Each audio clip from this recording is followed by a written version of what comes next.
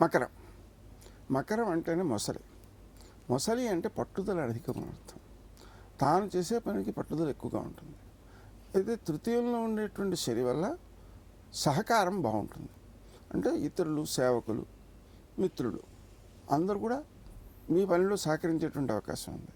ద్వితీయంలో ఉండేటువంటి రాహు, అష్టమంలో ఉండేటువంటి కేతువు, వీళ్ళిద్దరూ కూడా మనకు అభిప్రాయ వ్యక్తీకరణలో కరెక్ట్గా ఉండదన్నమాట. అందుకని ఎదుటి వాళ్ళకి అపార్థాలు వస్తుంటాయి. సహకారం వచ్చిన దాన్ని, దాని తిన్నది వచ్చిన దాన్ని అంగీకరించాలి, లేకపోతే అపార్థాలు వచ్చేస్తాయి. అది సహకారం తీసుకోవడం వలన పనులు ఎక్కువ నడుస్తాయి.